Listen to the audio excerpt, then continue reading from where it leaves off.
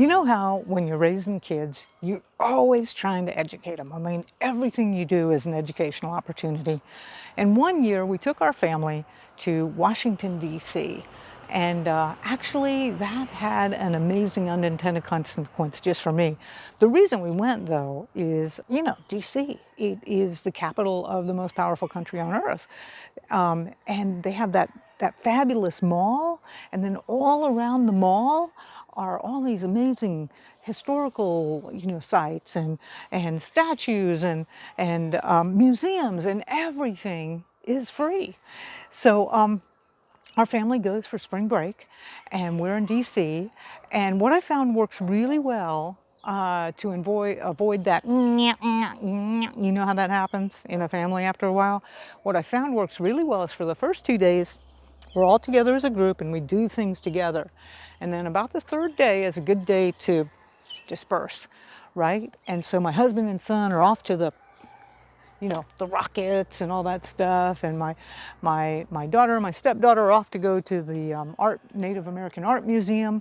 And then what I did was I was booking it to right next to the Capitol building is a huge greenhouse complex. It's the National Botanical Center. And so I get over there, I'm so excited. I mean, I got up early to get there. Soon, I'm like waiting in line for them to open the doors. And security, I'm like, what? You got to go through security? Although I'll tell you why in just a minute, because it turned out they needed it for me. So I go through security and I check in, and then I go through the big double glass doors into the greenhouse itself, and right there in front of me is a beautiful, I think this thing was 15 or 20 feet tall, a fruiting cacao tree. And my mind was blown, and I'm talking about it had one big beautiful yellow fruit on it and everything. And my first thought was, oh, I would love to eat that fruit. And of course I'm looking around and there are security cameras, and I'm like, better not do that, Marjorie. That would have changed the vacation into something else entirely, right? Anyway, what it really did was inspire me that you could grow chocolate. If they can grow chocolate in Washington, D.C., you can grow it anywhere. And later on, I went to find where they were growing specimens that were fruiting up in Pennsylvania and other places around the country. And so the purpose of this segment I'm going to show you, it's a real fun one.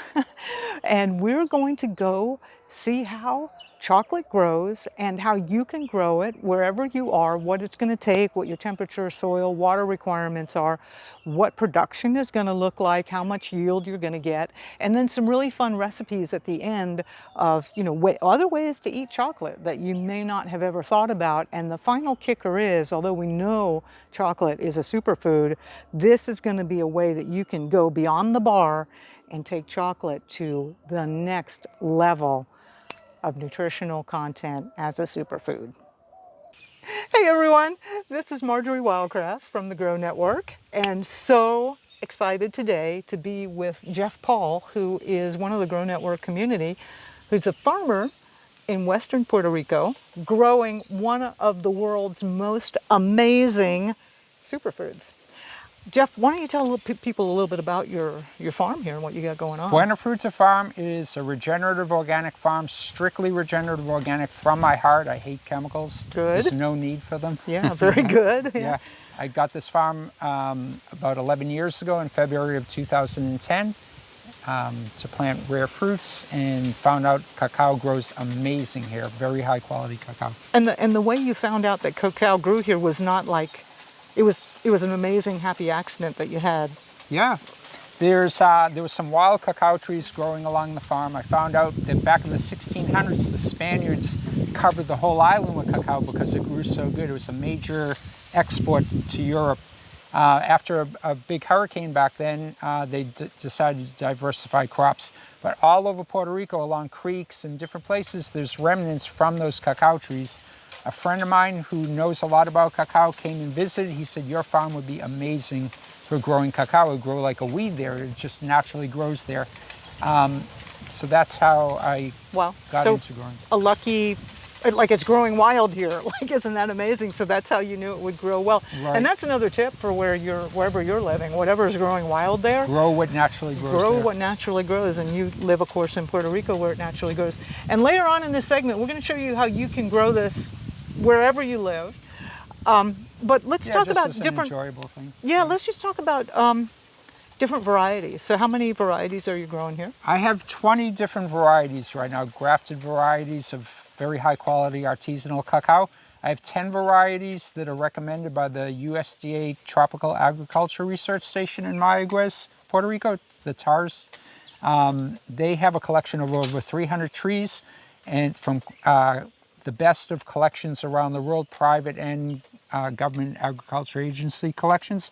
And they've chosen 10 of the best and recommend farmers to grow those. So I have those 10, plus I have other ones that friends who are cacao farmers have recommended the very high quality, artisanal quality chocolate. In addition to the wild ones growing, that's more, so there's the 20 specific and then there's the wild ones. So as we get into this presentation, we'll show you that actually growing chocolate does not require that much space. The temperature requirements are going to be a little bit of a challenge for you. It's totally worth it. The yields are pretty good. I'm going to get back to the presentation here. So Jeff, I did some research on, now first of all, I love cacao, there's no doubt. But I was doing some nutritional research on the web, and like, this is a friggin' multivitamin, right? It is. I mean, it's really. a multivitamin. Magnesium, phosphorus, copper, iron, selenium. I mean, it goes on and on and on. It's incredible. What do you know about the nutritional value of it? One of the things in cacao, what gives it its bitterness of the pure bitter chocolate is the polyphenols. And the kind of polyphenol that's in cacao is flavonols. Flavonols not only are antioxidant like other polyphenols, but flavonols are also anti-inflammatory. They have tremendous, amazing effects. Cacao, the magnesium in cacao is good for your heart health. It's good for your muscles, and especially your heart muscles. Scientists from, there's a study from Boston University and other studies that show that pure chocolate, high percentage chocolate has very amazing heart health properties. The theobromine that's naturally in cacao is actually very good for your teeth. It helps strengthen and remineralize tooth enamel, and it's antibacterial against the main kind of bacteria that causes cavities. So from Buena Fruta Farm, we actually make a toothpaste with cacao in it for the theobromine's positive effects on your teeth. Wow. It's also, there's a reason that men give women chocolate on, Valentine's Day or whatever they're dating, because it really is a powerful and aphrodisiac. Yeah, So, there's a number of things in there. This anandamide, which translates to bliss chemical, and anandamide is a cannabinoid. It's a cannabinoid neurotransmitter, and it gives good feelings. Yeah, amazing fruit. Well, let's head over to, you've got a small nursery where you sell plants. Let's head over there and let's talk about how to grow this. Okay, sounds good. All right, here we are at one of Jeff's nurseries, and let's talk about how to grow this. You can grow this. I've even heard of people growing these in Alaska, but they do, they're not going to grow out in your yard in most places. So let's talk a little bit about temperature ranges. What kind of temperature ranges can these guys handle? You wouldn't want to let cacao get below 40 degrees, I'd say. It's about the coldest before it would kill it. Yeah. So it'll survive 40, right? Yeah. Yeah. Yeah, I'd say. But it's probably not going to fruit at that temperature. Nah. Yeah. Yeah, it likes at least 70, 80 degrees to be productive, which, you can recreate in a greenhouse. A greenhouse with the sauna attached, or the solar heating. Yeah. It's doable in a lot of places. There are people who do it. In Washington D.C. at the Botanical Garden, they have a big cacao tree that's producing. So actually, I just told the story about that, and it's so great you mentioned that's actually what inspired me to want to grow chocolate myself. So. Let's talk about yield and production. And so we've got a little bit of footage we're going to dovetail in here. The the fruits actually grow close to the trunk, right? Yes. They're not. They often aren't, like most people think of the fruits hanging way out on leaves, but these guys tend to Yeah, they stay grow kind of close right on to the the trunk. trunk. You know, a tree takes about 2.5 to 3 years until it starts producing. You know, the trunk will be probably 2 to 3 inch diameter by That's pretty then. fast for a tree. Yeah, yeah, they're a pretty fast growing tree. And by 5 years, it'll be in full productivity, but it'll start producing by about 3 years. And each pod has, it'll produce about 40 or 50 pods per tree by when it's in full production, full productivity. Each pod has about 4 ounces of the cacao in it. The cacao that's the wet cacao with the fruit pulp on it. When that's dried, you lose about 60%. So you end up with a little bit, around 2 ounces, a little bit less than 2 ounces of dry cacao. Yeah. So that comes out, one pod would basically make 1 2-ounce chocolate bar. We're going to head up to the house here and open a pod and show you what this all looks like. But let's go back to growing. How much room are you going to need? Like, this is not going to be like some gigantic mango tree or something like that. I mean, Right, no, cacao's a much smaller tree. You want to keep it small so it's easier to harvest and to reach them, to harvest. And you keep the trees pruned to about 8 feet tall. On my farm, I plant the trees every 7 feet with 7 foot by 8 foot. So there's a little bit, foot wider space in between. They grow outward and form a canopy, which shades the ground, which is very good for keeping your soil moist, keeping it, the microbes and, your soil alive. in a greenhouse situation, though, I mean, I've seen them growing in greenhouses with like Oh yeah, you can a keep them 3 much foot, smaller. 4 foot diameter Exactly. area that they were You growing can keep them very small. You can keep a tree in a big pot, very small, and it'll start producing pods. Not a tremendous amount of pods, but yeah, it's a beautiful little tree. Now the flower, and we've got a picture here of the flower. They're little tiny flowers, totally unimpressive flowers. But but how many does this fruit and flower all year long? How does that go? Yeah, cacao doesn't really have so much of a season. It produces all year round.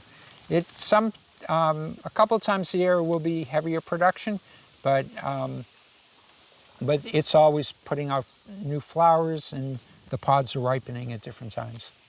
Let's also talk about soil. So, of course, you know the punchline, right? Like all the nutrition in this amazing superfood is going to ultimately come from the soil. But tell us what soil needs to be. It likes a lot of moisture. It likes some humidity. It likes well-drained soil. I've experimented with growing trees on different parts of the farm. I have some parts of the farm that have very good well-drained soil on hills. I have some that it's very heavy red clay soil. In the heavy red clay, it's more difficult, but I have trees that have survived that and are actually doing pretty well. So it can grow in a lot of different kinds of soil.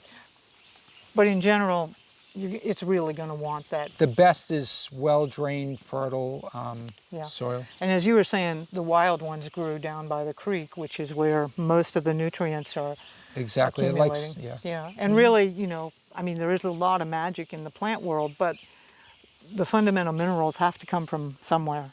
It comes from the soil. That's so we're right. going to need really good, rich soil. And watering, again, it's naturally a tropical plant, so it likes moist. Yeah, and you can always mulch them to retain moisture. All right, let's see what else have I thought about that pertains to growing. So we covered soil, water, sunlight. Let's talk about sunlight requirements. I mean, it's an understory tree. Yep, it's an understory tree, so it can handle some shade, but they will be more productive with more sunlight. It should get at least 5 to 8 hours of good sun a day. If it's broken sun by some overstory trees or some shade cloth, that's good too. But I have some of my trees in full sun, and they're doing very good, very productive. Those generally are in very good soil, very a part of the farm that's. And now, you know, pollination. So are these going to need, are there male and female? Are we going to need to have two of them or three of them? You know how you have like with different varieties of apples Now, or they other. generally, they'll pollinate within themselves, yep. So they're called perfect flowers Yep. when they don't need.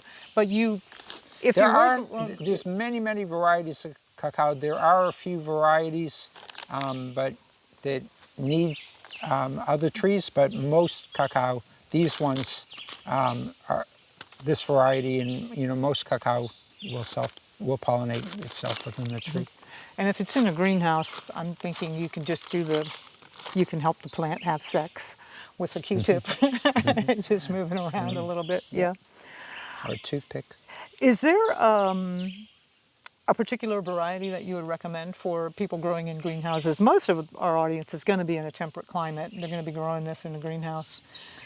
The variety that we sell, it's a variety called the Melanado, and it's a very strong disease-resistant variety. It's the most common variety of cacao grown in the world.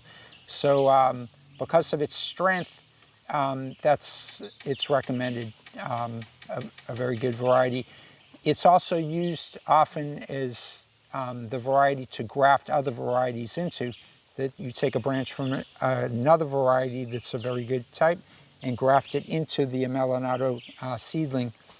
But, So it's both a good root stock and a good producer in itself, yeah, rightfully. and it makes good chocolate. Most of your chocolate that, it's not, a Melanado isn't considered like a very connoisseur type chocolate, but for most people, I like, it tastes good chocolate to me. But, it's like expensive wine. Some people have a palate to taste the subtleties, they're wine connoisseurs. So it's the same thing with chocolate. Most people, just all chocolate tastes good. Some people, they really know those subtleties. And so most of the cacao on the farm is the very high quality varieties, but that's a whole nother thing, is grafting the trees. And right now, I just sell the Melanado seedlings because it is a very good, and it's stronger. It's more of a chance that in other places and where it's not normally grown, that it's going to survive because of its strength. Speaking of strength and survivability, the ones that you grow are all from seed. Mm-hmm. Yeah. Yep. I have really appreciate grafted trees, but they do tend to be weaker and they do tend to need more care. So I love things that grow from seed. Yeah, the grafted trees, you want more in the places where the cacao naturally grows to grow the grafted trees. I mean, you could possibly do it in a greenhouse somewhere, but the Melanado seedlings are probably going to be your best bet for a tree that's going to survive and produce in the not perfect conditions. Well, talking to taste, let's head up to the house and open one of these up and Sounds show people good. what to do with it. Yep. Let's do it. Nice. Okay, so Jeff's out there harvesting, and gosh, look at all these pods. So Jeff, now that we're back here on the patio, and look at all these beautiful pods you've got. About how many pods do you get off of one tree that's out there growing? Depending on the variety, but average around 40 or 50 pods per tree. Per year?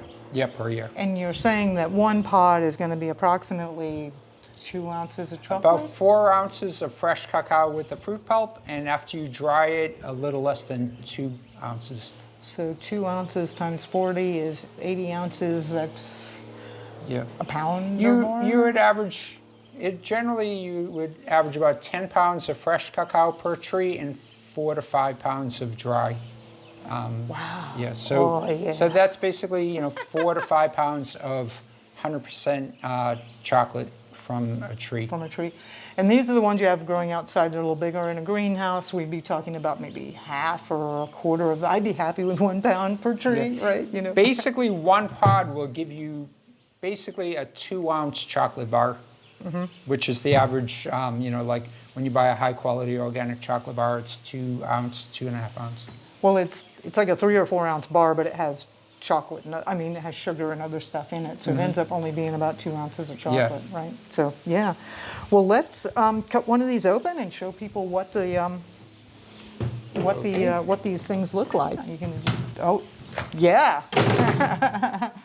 So that's what it looks like inside, and these are all the beans, or seeds, or nuts. You can call them a bean, chocolate bean, or a seed, or a nut.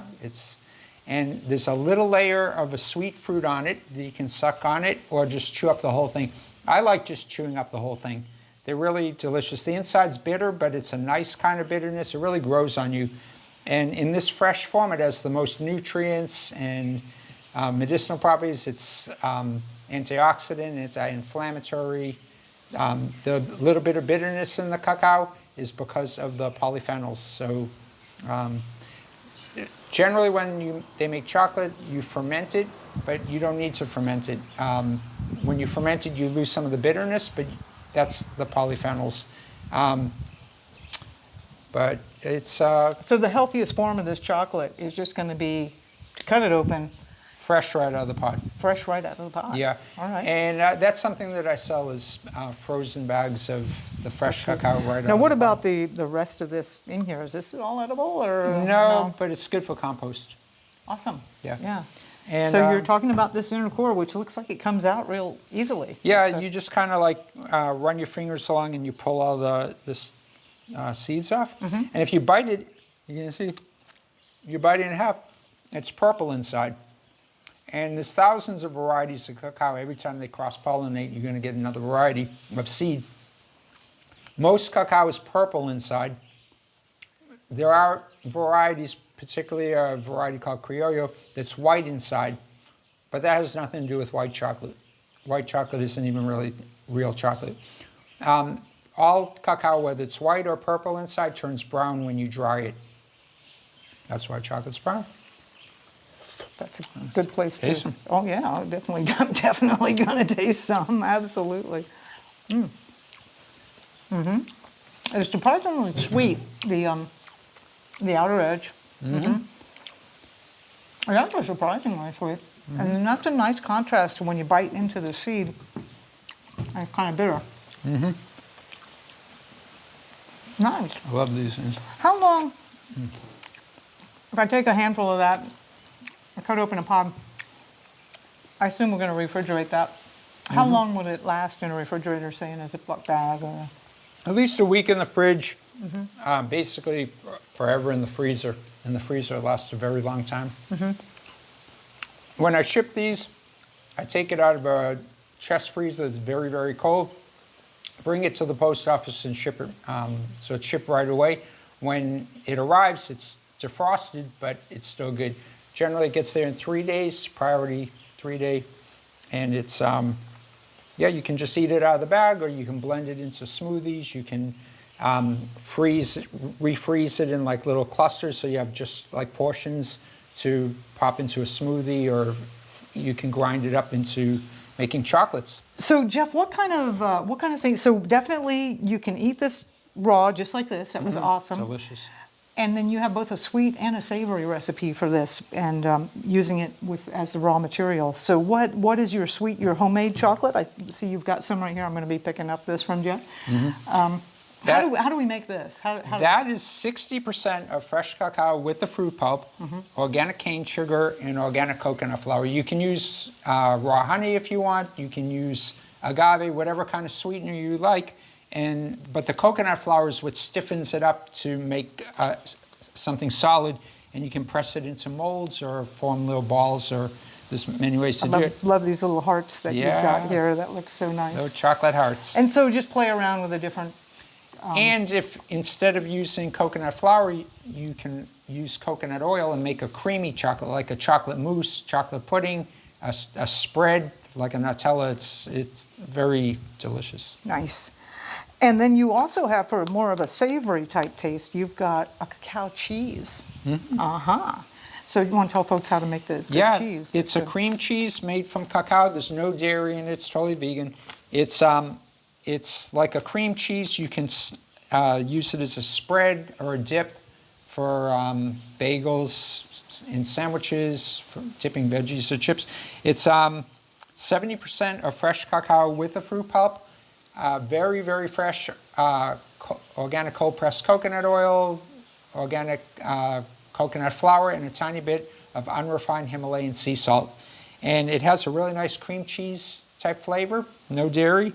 Yeah, so you can spread that on Yeah, you can spread it on all kinds of things. bread or sliced cucumber or all kind of... Exactly. It's good the way it is, or you can add seasonings to it. You can spice it up, make hors d'oeuvres with it. It's very versatile.